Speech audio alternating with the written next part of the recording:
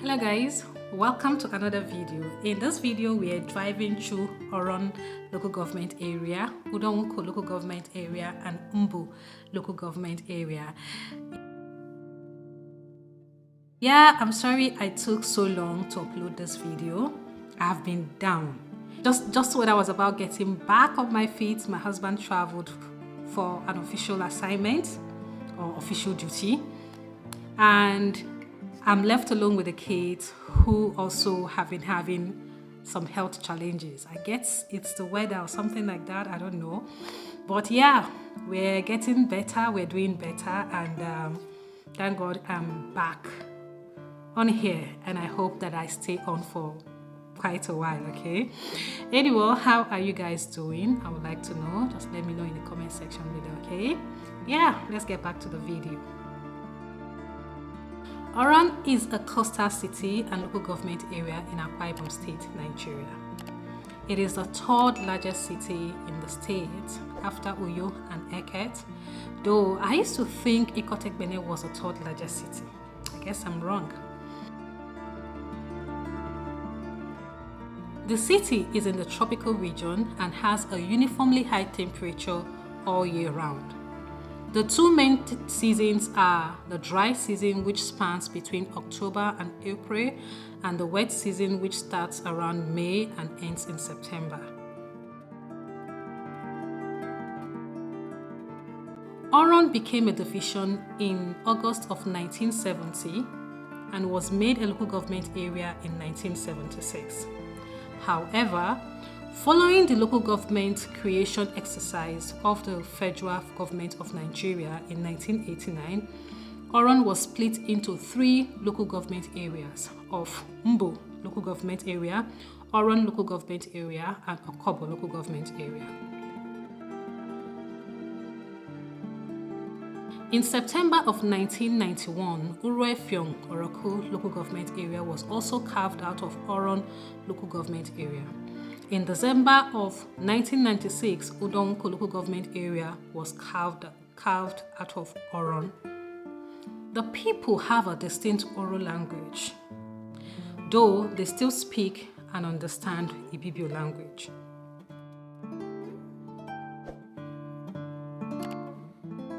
Oron has a rich culture expressed in songs, folklore, and dances.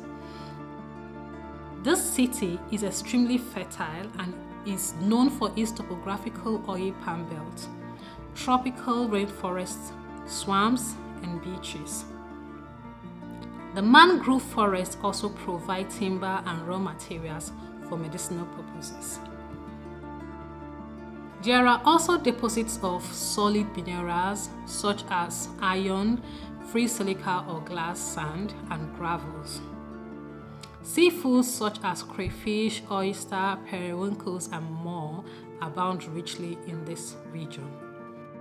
Oron is also rich in oil and natural gas. Most of its oil reserves are offshore, with large amounts of untapped natural gas.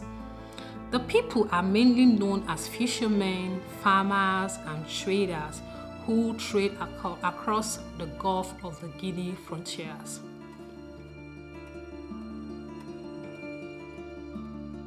I read about a time when humans lived for more than 1,000 years.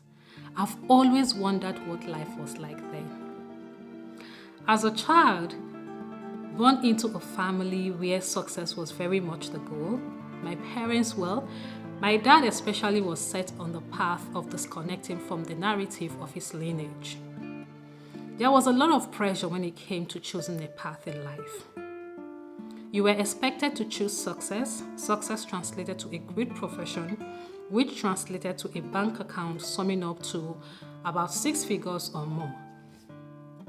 This was every parent's dream. It still is, if I'm being realistic. Living a very simple life in a small city, my parents scrambled for the much they could to give us the best education they could afford at the time, hoping and praying that one day we will find our way to the big cities and bring back all the silver and gold from the lands where they've been made to believe money grows on trees. But knowing you needed the right kind of education to climb those trees, they were ready to do their best. Well, as most of us know, life doesn't always work out as planned.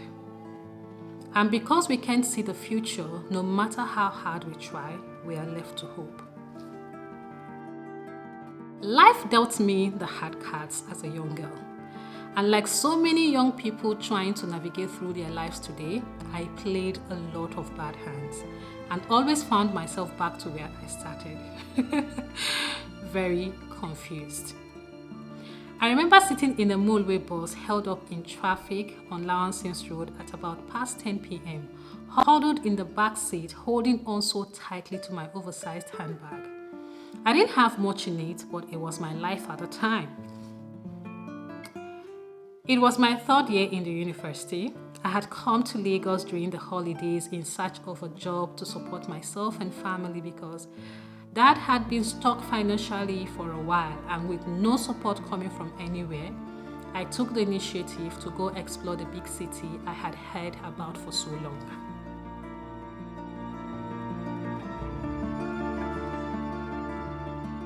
I had visited Lagos once with my dad after my secondary education. I had to stay with his cousin and the wife, giving me about 4 weeks to explore the big city. My aunt had taken I and my younger cousin to a market to thrift for clothes and shoes and bags and hats. Wow, I was so overwhelmed with how busy the market was. People everywhere, bells ringing from all sides, everyone was selling and everyone was buying. Except for us, of course, at least that's what it seemed like at the time.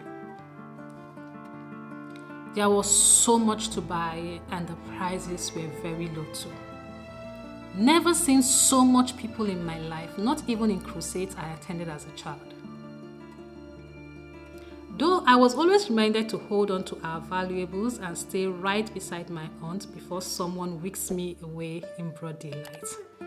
I still felt like I was in Disney World anyway. So, I looked forward to coming back to explore this array of beauty called Lagos. Now, sitting in the back of that motorway bus, after spending my entire day walking the streets of Serene in search of a job, even attempting to get auditioned for a movie in Nollywood, I couldn't help but wonder where the money trees were planted. As I stared at my fellow passengers, some sleeping peacefully, some chatting away lost in conversations I didn't understand, and others staring into the distance, I wondered what they were looking at, because all I could see was buses everywhere, cars honking left, right, center, conductors calling to people on the street. All I could see was a total chaos in a city where money was supposed to grow on trees. Our insatiable desire for success has led us to where we are today as a people.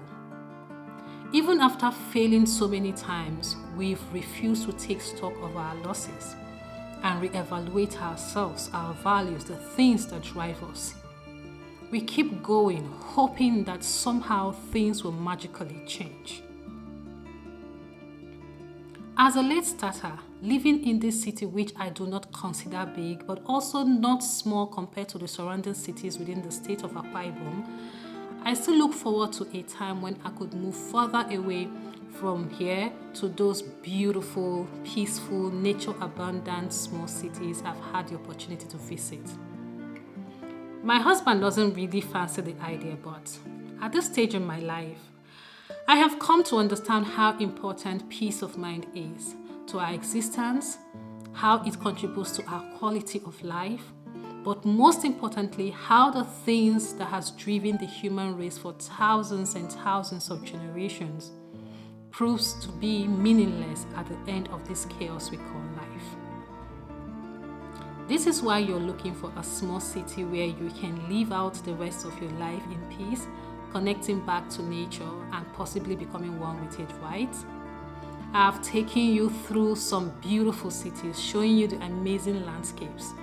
What you decide to do with it is up to you, but my focus is on retaining the nature of the cities, improving their wonders while maximizing all the cities have to